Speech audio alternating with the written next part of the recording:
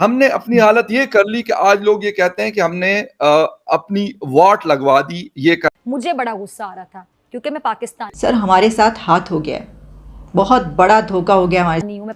भारत के साथ आप रिलेशनशिप ठीक नहीं करेंगे, पाकिस्तान तरक्की नहीं करेगा। भारत रकबे के लिहाज से और आबादी के लिहाज से या कह लें कि हर लिहाज से बड़ा मुल्क है, इसमें कोई दो राय नहीं है। भारत का बजट पाकिस्तान के बजट से कई गुना बड़ा है। सर 5 साल के बाद हमने चांद पे बैठे होना था, 5 साल के बाद हमने दुनिया के फैसले कर रहे होना था, 5 साल के बाद हमने इस दुनिया की सुपर पावर होना था, लेकिन हमारे साथ धोखा हो गया। भारतीय डिप्लोमेसी पर बात कर रहे थे। मैं जो बात मुझे इसमें समझने से कासिर हूं, जो मैं हमेशा पिछले 2-3 साल से बात उठा रहा हूं कि ये फॉरेन पॉलिसी कहां लेके जा रही है। किसी ने केस माफ करवा लिए, किसी ने कर्जे माफ करवा लिए, फंस हम गए। हम रोटी नहीं खा सकते, ये 100 रुपए लेके घर से चली। आपकी पाकिस्तान में इस वक्त दाल महंगी हो चुकी है क्योंकि आप भारत से दाल नहीं ले रहे। पाकिस्तानी रुपये में तो कोई ट्रेड करने को तैयार नहीं है। कहने को तो 57 मुसलमान मुल्क है, कहने को तो उम्मा है, पर ये उम्मा में कोई किसी से रुपये में ट्रेड करने को तैयार नहीं है। भारतीय फौज पाकिस्तान की फौज से ज्यादा है। भारतीय इंटेलिजेंस एजेंसी रॉ दुनिया की टॉप इंटेलिजेंस एजेंसीज में 6ठे नंबर पर। आज आजाद जो पीओजे के है, वहां के लोग कहते हैं हमें भारत आना है, हमें माँ भारती में जुड़ना है।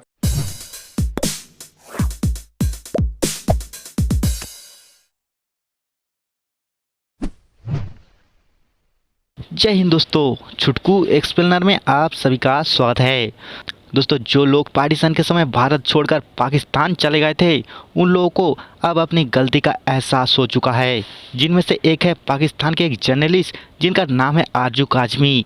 ये मोहतरमा एक यूट्यूब चैनल चलाती है आरजू काजमी के नाम से।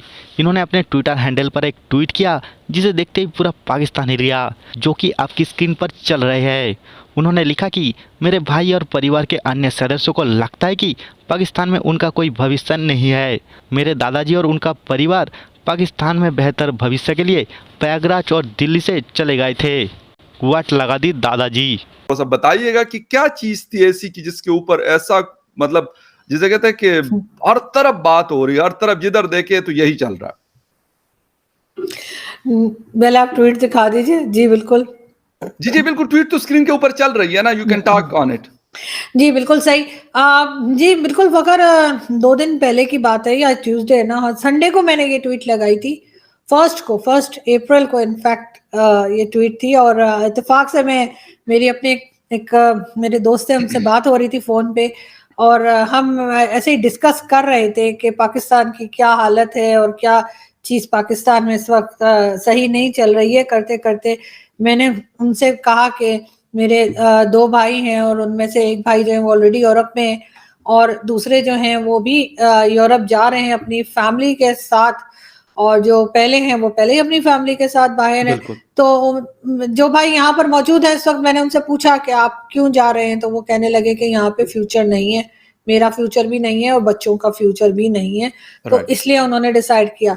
तो वैसे मैं अपने दोस्त से बात कर रही थी और मैं हंस रही थी, जैसे आपको पता है मेरा अंदाज बात करने का। तो मैंने कहा कि मेरे भाई ने ये कहा है, और मैंने कहा दादाजी जो है वो वहां से यहाँ आए थे सब कुछ छोड़ छाड़ कर, जो हमारे रिश्तेदार आज भी बताते हैं कि ये चीज थी, जमीन थी, फला थी, या जो ग्रेट ग्रैंडफादर थे वो जज थे इलाहाबाद हाई कोर्ट के, तो इस किस्म की चीजें बताया करते हैं। तो मैंने कहा सब छोड़ छाड़ कर यहाँ पर आए और कि यहाँ फ्यूचर होगा एज अ मुस्लिम, तो या इस जगह पर होगा। तो मैंने कहा अब एक एक करके यहाँ से लोग जा रहे हैं। मेरे मतलब मैं ही बची हूँ, बहन तो मेरी कोई है नहीं, 2 भाई हैं बड़े, तो दोनों बड़े भाई चले जाएंगे, तो मैंने कहा मैं ही एक रह जाऊंगी, तो मुझे भी अपना फ्यूचर यहाँ पे शायद कुछ दिन बाद दिखाई नहीं देगा।